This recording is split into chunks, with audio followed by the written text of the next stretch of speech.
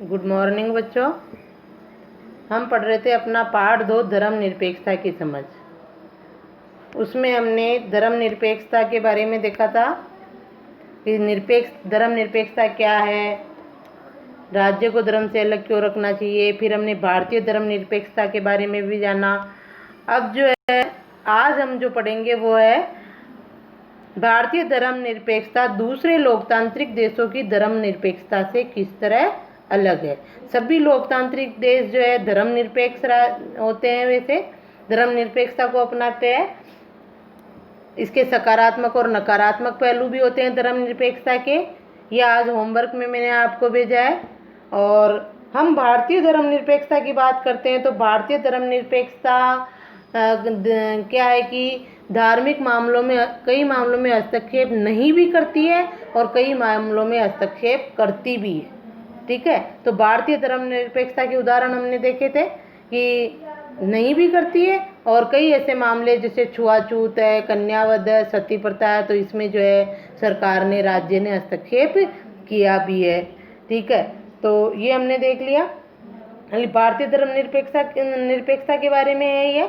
अब हम देखेंगे कि भारतीय धर्मनिरपेक्षता दूसरे लोकतांत्रिक देशों की धर्मनिरपेक्षता से किस तरह अलग है। अभी भारत में तो ऐसा है कि राज्य को धर्म से अलग रखना धर्मनिरपेक्षता कहलाता है, तो भारत भी जो है राज्य को धर्म से अलग रखता है, धर्म में हस्तक्षेप नहीं करता है, इस नीति पर चला है। लेकिन कई मामलों में हस्तक्षेप करता भी है, ये हमने उदाहरण देखे थे कल।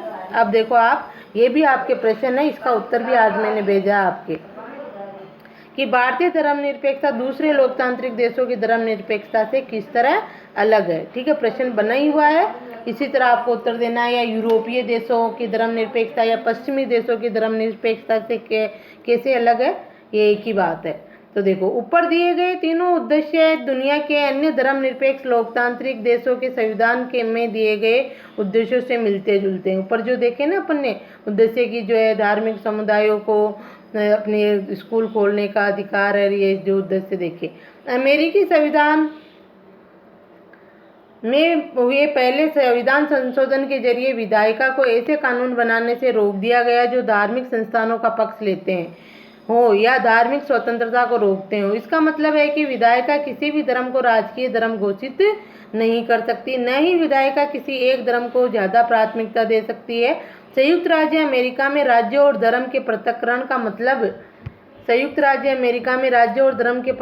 का मतलब है राज्य और धर्म दोनों ही एक दूसरों के मामलों में किसी तरह से दखल नहीं दे सकते, ये संयुक्त राज्य अमेरिका में। और हमारे यहाँ धर्मनिरपेक्षता में क्या है कि राज्य धार्मिक मामलों में दखल नहीं देता है, लेकिन जहाँ पर नागरिकों के मौलिक अधिकार का हनन होता है वहाँ पर जो है राज्य धार्मिक मामलों में दखल भी दे देता है। जैसे बलि प्रथा है, तो बलि प्रथा में किसी की जान जा रही है तो उसको जो है राज्य अवैध घोषित कर सकता है हमारे भारत में, जबकि संयुक्त राज्य अमेरिका में ऐसा नहीं है। धार्मिक मामलों में व्यक्ति अपनी इच्छा अनुसार कुछ भी कर सकते हैं। शायद आप समझ गए होंगे कि भारतीय धर्मनिरपेक्षता और अमेरिकी धर्मनिरपेक्षता में अहम फर्क क्या है। ये भारतीय धर्मनिरपेक्षता और अमेरिकी धर्मनिरपेक्षता में अहम फर्क है। क्या फर्क है कि अमेरिकी धर्मनिरपेक्षता तो किसी भी मामले में किसी प्रकार का कोई हस्तक्षेप नहीं करती है, राज्य को धर्म से बिल्कुल अलग रखती है। लेकिन भारतीय धर्मनिरपेक्षता राज्य को धर्म से अलग रखती है, लेकिन कई सैद्धांतिक मामलों में वो जो है धार्मिक मामलों में हस्तक्षेप भी करती है।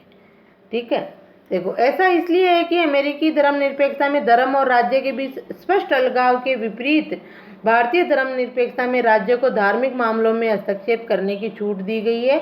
आप पढ़ चुके हैं कि किस तरह भारतीय संविधान ने छुआछूत को खत्म करने के लिए हिंदू धार्मिक क्रियाकलापों में हस्तक्षेप किया। भारतीय धर्मनिरपेक्षता में राज्य धर्म से अलग तो है, देखो वो अमेरिकी धर्मनिरपेक्षता का था, भारतीय धर्मनिरपेक्षता में राज्य धर्म से अलग तो है, लेकिन धर्म से उसका फासला सैद्धांतिक है। इसका मतलब यह है कि संविधान में दिए गए आदर्शों के आधार पर राज्य किसी भी धर्म के मामलों में हस्तक्षेप कर सकता है। यह आदर्श वह कसौटी मुहैया कराते हैं जिसके जरिए इस बारे में फैसला लिया जा सकता है कि हमारा राज्य धर्मनिरपेक्ष सिद्धांतों के अनुरूप काम कर रहा है या नहीं कर रहा है। अब जो है भारतीय धर्मनिरपेक्षता किस प्रकार की है, ये है भारतीय धर्मनिरपेक्षता। ठीक है, कि जो है धर्म के मामलों में हस्तक्षेप कर भी सकता है। अब ये कसौटी मुहैया कराते हैं जिसके बारे में फैसला किया जा सकता है कि हमारे राज्य धर्मनिरपेक्षता सिद्धांत के अनुरूप कार्य कर रहा है या नहीं। संविधान में ये भी है कि कौन से धार्मिक मामलों में कहाँ पर जो है राज्य धर्म में हस्तक्षेप करेगा और कहाँ नहीं करेगा। उसी के अनुसार जो है राज्य को धर्म में हस्तक्षेप करना होता है। कहाँ, भारतीय धर्मनिरपेक्षता में, जबकि अमेरिका धर्मनिरपेक्षता में ऐसा नहीं है। भारतीय राज्य निरपेक्ष है और धार्मिक वर्चस्व को रोकने के लिए कई तरह से काम करता है। भारतीय संविधान अपने नागरिकों को मौलिक अधिकारों का आश्वासन देता है। ये मूलभूत अधिकार इन धर्मनिरपेक्ष सिद्धांतों पर आधारित है, लेकिन इसका मतलब यह नहीं है कि भारतीय समाज में इन अधिकारों का उल्लंघन बंद हो गया हो, बल्कि वास्तव में ऐसे उल्लंघनों की वजह से ही हमारे सामने संवैधानिक व्यवस्था की जरूरत बनी हुई है। इस तरह के अधिकारों के होने का ज्ञान हमें इन अधिकारों के उल्लंघन के प्रति संवेदनशील बनाता है। जब कभी ऐसा होता है तो हमें इसके खिलाफ सही कदम उठाने की क्षमता भी उसी से मिलती है। ये है हमारा भारतीय धर्मनिरपेक्ष राज्य जो है, भारत राज्य धर्मनिरपेक्ष है। ये धार्मिक वर्चस्व को रोकने के लिए कई तरह के काम करता है। भारतीय संविधान अपने नागरिकों को मौलिक अधिकारों का आश्वासन देता है ना, जिसमें एक धार्मिक स्वतंत्रता का अधिकार भी है नागरिकों का, जिस उसके अनुसार जो है नागरिक अपने किसी भी धर्म को अपना सकते हैं, प्रचार प्रसार कर सकते हैं। ठीक है, तो ये मूलभूत अधिकार धर्मनिरपेक्ष सिद्धांतों पर आधारित होता है।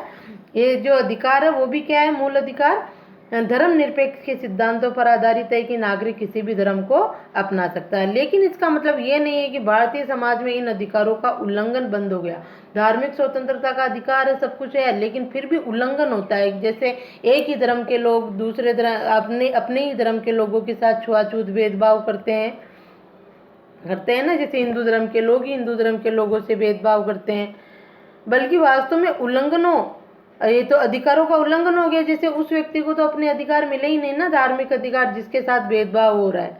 तो ऐसे में जो है संवैधानिक व्यवस्था की जरूरत बनी हुई है, और इस तरह के अधिकारों के होने के ज्ञान में हमें अधिकारों के उल्लंघन के प्रति क्या बनाया, संवेदनशील बनाया है। कि जो कोई भारतीय धार्मिक मामले में भी अधिकारों का उल्लंघन करेगा या किसी के मौलिक अधिकार का हनन करेगा, किसी दूसरे व्यक्ति के मौलिक अधिकार का हनन करेगा, तो ऐसे में जो है भारत धर्मनिरपेक्ष राज्य होते हुए भी जो है धार्मिक मामलों में हस्तक्षेप करेगा। उसके खिलाफ कदम उठाने की क्षमता भी उसी से मिलती है। किससे, हमारे संविधान से। जिस संविधान ने भारत को धर्मनिरपेक्ष राज्य घोषित किया है, बनाया है, वही संविधान जो है हमें अधिकारों के उल्लंघन होने पर उनका जो है विरोध करने या धर्म में हस्तक्षेप करने की इजाज़त भी देता है। जैसे बलि प्रथा है, बलि प्रथा में पहले नर बलि दी जाती थी, किसी व्यक्ति की बलि, तो वो उसके जीवन जीने का अधिकार का हनन है।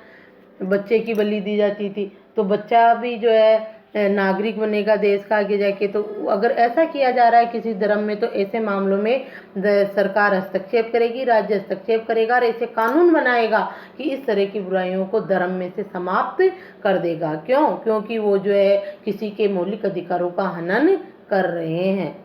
ठीक है, पहले जैसे नीची जाति के लोग थे, बच्चे थे, उनको दास बनाकर रखा जाता था, और वो जो बेचारे गरीब होते थे, दलित होते थे, वो बड़े जमींदारों के वहाँ पर जो है ऐसे ही काम करते रहते थे, दासों के रूप में शोषण होता था उनका। लेकिन अगर ऐसे आज किसी का शोषण होता है, किसी को दास बनाकर रखा जाता है, तो उसके मामले में भी राज्य सरकार जो है हस्तक्षेप करती है इस तरह से, क्योंकि उसको जाति के आधार पर निम्न माना जा रहा है।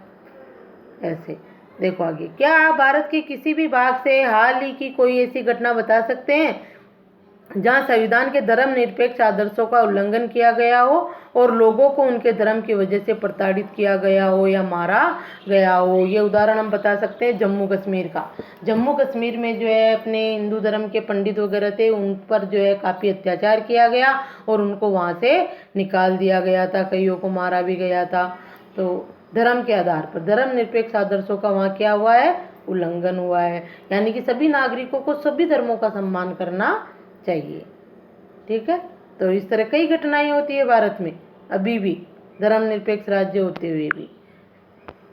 ठीक है, तो ये हो गया आपका पाठ पूरा हुआ है। ये फ्रांस का कोई उदाहरण है या आप खुद पढ़ोगे? देखो चलो पढ़ लेते हैं। फरवरी 2004 में फ्रांस में एक कानून बनाया गया। इस कानून में प्रावधान किया गया कि कोई भी विद्यार्थी इस्लामी बुर्का और ये नहीं पहन के आएंगे, बुर्का, यहूदी टोपी आदि लगाकर जो है स्कूल में नहीं आएंगे। ये धार्मिक तथा राजनीतिक चिन्हों का प्रतीक धारण नहीं किया जाएगा स्कूलों में, यानी धर्मनिरपेक्ष फ्रांस।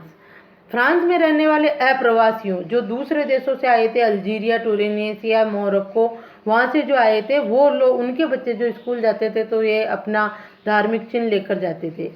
ठीक है, आए थे जो फ्रांस में के उपनिवेश थे। ये देश किसके? फ्रांस के उपनिवेश थे। जैसे हमारा भारत इंग्लैंड का उपनिवेश था ना, वैसे 1960 के दशक में फ्रांस में मजदूरों की कमी हो गई और उस समय इन अप्रवासियों को फ्रांस आकर काम करने के लिए वीजा यानी प्रवेश पत्र दिए गए। इन अप्रवासियों की बेटियां स्कूल में अक्सर सिर पर रुमाल बांधकर जाती है, लेकिन इस नए कानून के लागू होने के बाद उन्हें सिर पर रुमाल बांधने के कारण स्कूल से निकाल दिया गया।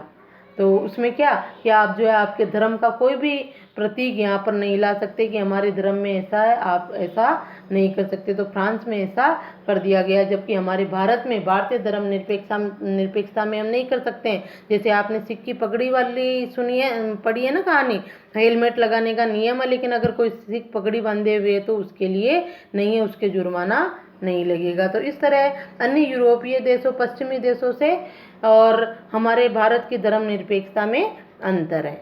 तो आज प्रश्न भी दिया है मैंने आपको। ये जो प्रश्न उत्तर भेजे हैं मैंने वो आप करोगे। थोड़े अन्य प्रश्न हैं वो, इसमें ये प्रश्न है कि जो है ये भारत धर्मनिरपेक्षता दूसरे लोकतांत्रिक देशों की धर्मनिरपेक्षता से किस तरह अलग है, या भारतीय धर्मनिरपेक्षता और पश्चिमी देशों या यूरोपीय देशों की धर्मनिरपेक्षता में क्या अंतर है।